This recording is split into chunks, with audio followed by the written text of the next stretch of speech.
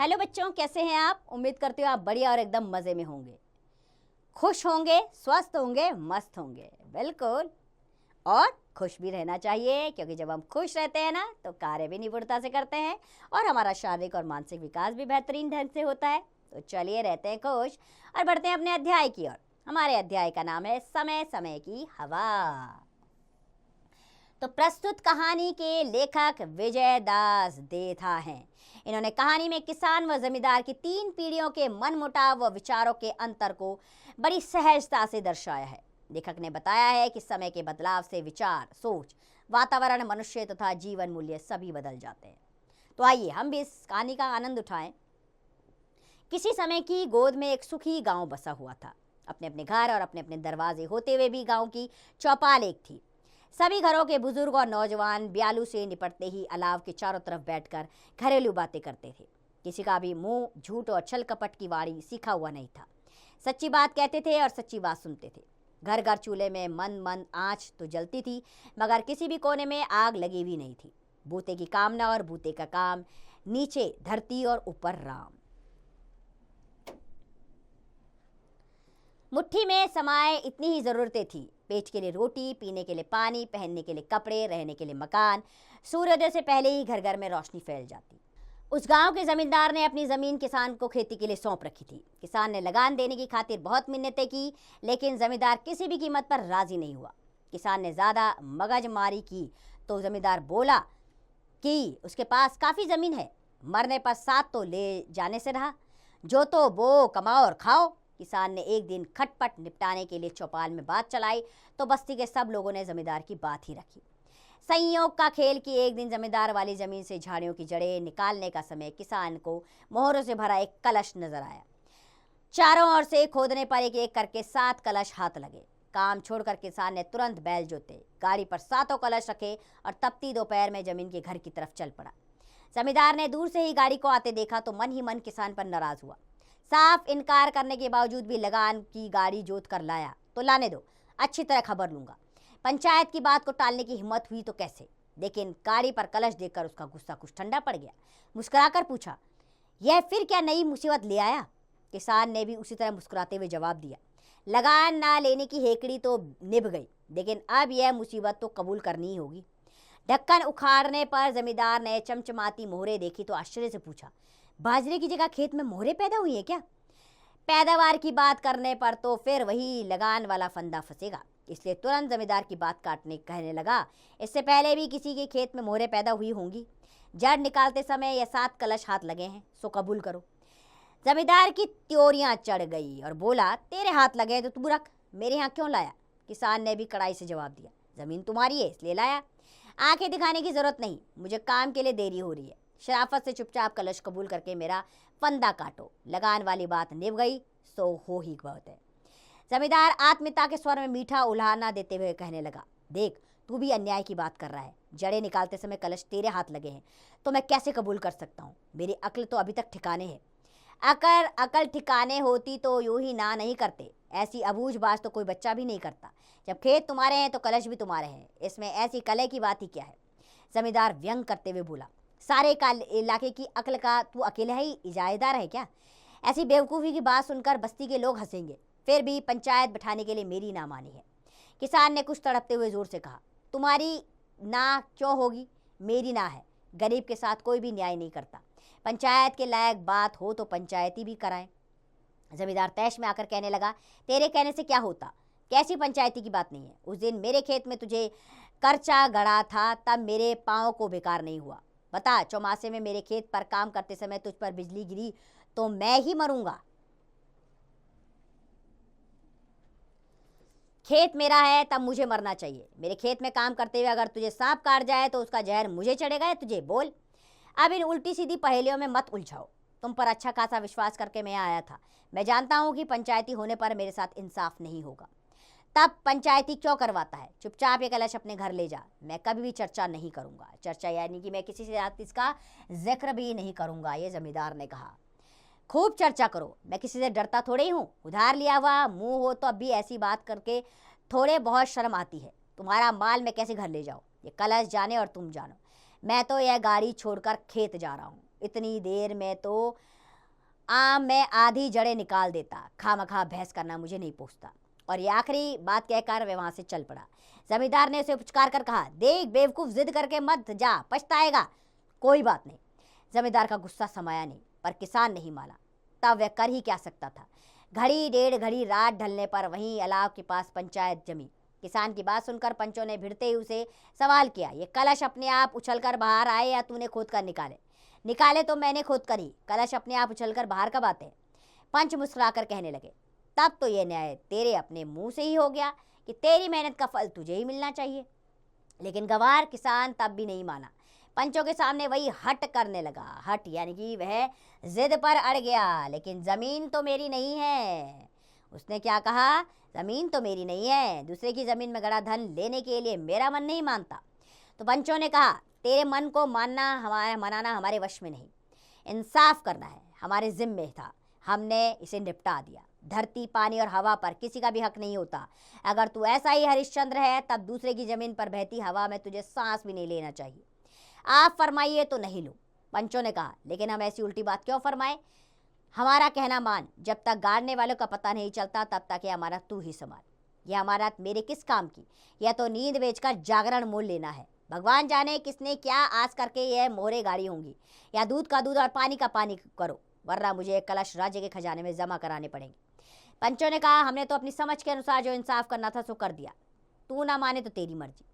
तब वह किसान बोला, जब इंसाफ का रास्ता ही नहीं जानते तो इंसाफ करने के लिए मुंह धोते ही क्यों? उसके बाद वह जिद्दी किसान सीधा राज दरबार पहुंचा। ध्यान से सारी बात सुनने के बाद राजा ने कहा, जान माल की रक्षा के लिए मैं राजा बना, तब तेरा माल छीनने का मुझे अधिकार ही क्या है?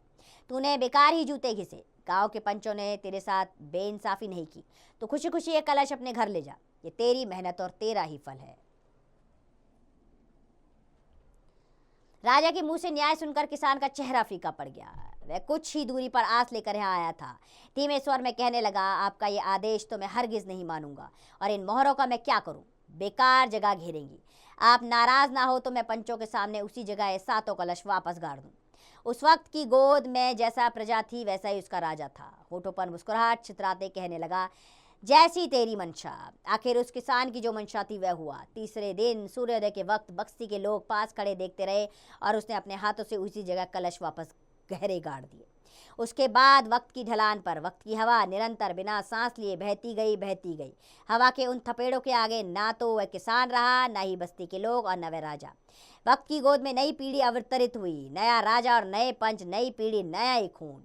नई हवा में अभी तक वही पुरानी बात घुली हुई थी। एक दिन जमींदार का नौजवान बेटा उस किसान के बेटे के पास जाकर कहने लगा, मेरे पुरखे तो बिल्कुल नासमझ थे, लेकिन मैं वैसा नासमझ नहीं हूँ। वह आगे कुछ कहना चाहता था, लेकिन लड़का बीच में ही बोला तो उसे रुकना पड़ा। किसान का लड़का मुस्कुराने की चेष्टा करते कहने लगा, आप क्यों नासमझ होने लगे? लेकिन मैं तो अभी तक अपने पुरखों की तरह वैसा ही नासमझ हूँ। हाँ, तू नासमझ है सो मैं जानता हूँ, तभी मेरे खेत में गड़े हुए कलश तू मुझसे बगैर पूछे छुपाकर रात को घर ले आया। किसान के बेटे ने मन ही मन सोचा कि हजरत खेत की जमीन टटोल कर आए दिखते हैं, वहाँ कलश हो तो मिले। सुमत सूझी तो एक दिन पहले सारे कलश घर ले आया, नहीं तो आज एक मोहरे भी हाथ न लगती। अब दबने से बात बिगड़ जाएगी। निसंकोच बोला, क्यों, इसमें पूछने की क्या बात है? खेत कोई मुफ्त में नहीं जोतता, अपनी मेहनत से खोदा धन अपने घर लाया है, इसमें छुपाने की क्या बात है? दोनों में परस्पर बहुत दांता कस्सी हुई, लेकिन जमींदार के लड़के की कुछ दाल नहीं गली। आखिर धमकी देते हुए बोला, मैं भी देखता हूँ कि मेरे खेत में गड़ा धन तुझे कैसे पचता है। पचना वचना क्या ठाकुर, वह तो पच गया। दूसरे के माल की आस करने से काम नहीं चलता, आखिर तो पसीने की कमाई से ही पार पड़ेगा। लाल पीली आंखें निकालते हुए बस्ती के लोगों के सामने चिल्लाया। पंचों ने सोचा, ऐसी शानदार पंचायत तो मुश्किल से ही हाथ लगती है। जमींदार के लड़कों ने पंचों को घर बुलाकर काफी खातिर तवज्जो की। किसान के बेटे को पता चला तो उसने भी पंचों को अपने घर बुलाया और उनकी मुठ्ठियां गर्म की। पंचों की राय फिर बदल गई। रात को नित पंचायत जुड़ती, आधी रात ढलते तक खूब थूक उछलता। गांव में दो दल बन गए, आधे पंच खेत के मालिक थे और आधे किसान के साथ। गुत्ती उलझी, लेकिन पंचों की मौज में किसी तरह की कोई कमी नहीं आई। काफी दिनों तक सिर खपाने के बाद पंचों के लगान के हिस्से माफिक मोहरे बांटने का फैसला दिया, लेकिन किसान का बेटा नहीं माना। उसके पास सूरज के टुकड़ों की ताकत थी। उसने फिर पंचों को अपने घर बुलाकर शानदार आवभगत की। एकाएक जमींदार के हिमायती फिसल गए। बिहार जबान इधर से उधर मुड़ गई। बेचारे जमींदार ने खर्च खाते के बावजूद सब्र किया। वक्त की हवा अपनी मस्ती में बही, खूब बही। गाय बिछड़ों के अनेक पात झड़े और अनेक कोपले फूटी, नए अंकुर उगे, अनगिनत नदियों का पानी समुद्र में इकट्ठा हुआ, असंख्य सूरज उदित हुए, चोटी पर चढ़े और अस्त हो गए। फिर एक पीढ़ी ठिकाने लगी, नई पीढ़ी का नया खून नसों के भीतर उल्टी छाती चढ़ने लगा। जमींदार का नौजवान दिलेर पोता नंगी तलवार लेकर किसान के घर पहुंचा। किसान का पोता भी ललकार सुनकर हाथ में फरसा लिए बाहर आया। कहा सुनी से जब निपटारा नहीं हुआ तो जमींदार के पोते की एड़ी से चोटी तक आग लग गई। पंजे के बल उचककर किसान के गले पर भरपूर वार किया। गाजर मूली की तरह तलवार सपाक से गले के पार हो गई। कटा मुंह पैरों में आ गिरा। भाभी की चित्कार सुनकर मंझला और छोटा भाई बाड़े से दौड़े आए। दोनों के हाथों में 2 लंबे तड़गे थे। नौजवान जमींदार के गले में मंझले भाई ने तड़ा फंसा का जोर से झटका दिया और उसका गला आधा कटकर लटक गया। खून की फुहार से सारा बदन सारोबार होने लगा। उस गांव की धरती पर पहली बार पसीने की जगह खून की आकृति विकृत हुई। गांव के पंच शामिल होकर राजा की शरण में पहुंचे। गड़े धन की बात सुनते ही राजा को गुस्सा आ गया। पंचों ने इतने दिनों तक भेद छिपाकर क्यों रखा? गड़ा धन तो राजा का ही होता है। उसके आदेश से पंचों को 21-21 जूतों की सजा मिली। तत्पश्चात राजा के घुड़सवारों ने घोड़े दौड़ाए, सो किसान के पचावे में छुपाए हुए कलश तुरंत सरकारी खजाने के हवाले किए। समय समय की हवा और समय समय की बयार। उस सुखी और संतोषी गांव की जमी हुई चौपाल उठ गई। घर घर आग की लपटें लपलपाने लगी। भगवान जाने वह आग बुझेगी कि नहीं। समय की बात समय के हाथ। तो विजयदान देथा द्वारा लिखी गई ये बात है कि किस प्रकार समय का चक्र चलता है और लोगों में मानसिक विकास पूरी तरह संतुष्ट नहीं हो पाता। ऐसी विकृतियां पैदा होती है लोगों के मनों में और दिमागों में कि वह किसी की भी जान लेने को आतुर हो जाती हैं। तो आइए बच्चों, अब प्रश्नों उत्तर की ओर बढ़ते हैं। वस्तुनिष्ठ प्रश्न है, सही विकल्प चुनना है। इसमें जमींदार किसान को देखकर नाराज हुआ क्योंकि उसे समझा कि किसान उसे लगान देने आ रहा है, किसान उसे सोने से भरे कलश देने आ रहा है, किसान उसे गाली देने आ रहा है, किसान उसे मारने आ रहा है। तो क्या देखकर नाराज हुआ? उसने समझा कि किसान उसे लगान देने आ रहा है।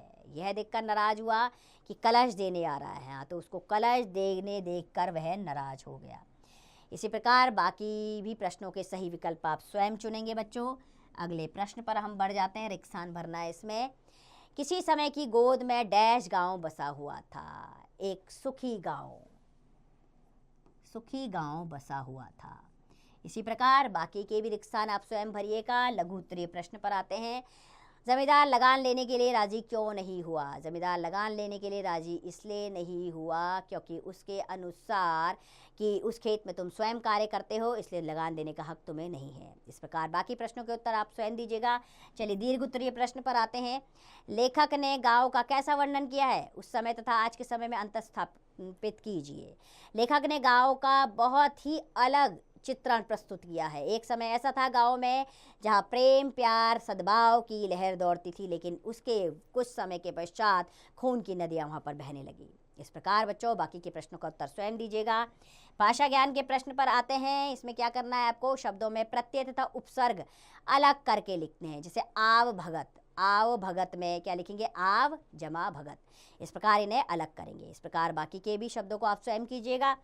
अगला प्रश्न है, मुहावरों का अर्थ लिखिए और वाक्य प्रयोग करिए। आंखें दिखाना यानी कि गुस्सा करना। तो किसान को आते देखकर जमींदार आंखें दिखाने लगा। इस प्रकार बाकी के मुहावरों का वाक्य प्रयोग आप स्वयं कीजिएगा। हम आगे बढ़ चलते हैं। अब आते हैं, अगला प्रश्न है। इसमें शब्दों का अर्थ लिखते हुए वाक्य प्रयोग करना है। ठीक है। मगजमारी यानी कि बहुत ज़्यादा दिमाग चलाना। तो जमींदार को लगा कि किसान बहुत मगजमारी करता है। इस प्रकार बाकी के शब्दों का वाक्य प्रयोग कीजिएगा। चलिए व्याकरण ज्ञान पर आते हैं। यहाँ पर आपको कारक के बारे में जानकारी दी गई है बच्चों। व्याकरण में भी आपने कारक के बारे में पढ़ा होगा। कौन कौन से कारक होते हैं? कर्ता कारक, कर्म कारक, करण कारक, संप्रदान, अपादान, संबंध, अधिकरण और संबोधन कारण। इस प्रकार कुल मिलाकर आपके 8 कारक होते हैं। तो विभक्तियों सहित इन्हें जरूर पढ़िएगा। अब इसी के अनुसार आपने क्या काम करना है? इसमें आपने काम करना है कि कारकों के सामने कारक का भेद लिखना है। यहाँ विभक्तियाँ दी गई हैं, कारक का नाम लिखना है। ठीक है। में पर किसकी विभक्ति होती है? अधिकरण कारक की विभक्ति होती है। तो यहाँ आप लिख देंगे अधिकरण कारक। ठीक है। इसी प्रकार और विभक्तियाँ देखिए और उनके कारक का नाम लिखिए। चलिए रचनात्मक कार्य पे आते हैं। पिछली पीढ़ी और आज की पीढ़ी के विचारों, खान पान, रहन-सहन, वेशभूषा आदि में सदैव से ही अंतर रहा है। विद्यार्थी आज की पीढ़ी और पिछली पीढ़ी के बीच के अंतर को लेख द्वारा स्पष्ट करें। तो बच्चों, ये बहुत अच्छा कार्य है। पहले की पीढ़ी और आज की पीढ़ी के विचारों, खान पान, रहन-सहन के बारे में आप बहुत कुछ जानते होंगे, तो उनके बारे में लिखिए। ये अपने विवेक के द्वारा, अपनी बुद्धिमत्ता के द्वारा स्वयं कार्य करना है। तो उम्मीद करती हूँ ये अध्याय आपको अच्छा लगा होगा। तो खुश रहिए, स्वस्थ रहिए, मस्त रहिए और इसका अभ्यास करते रहिए।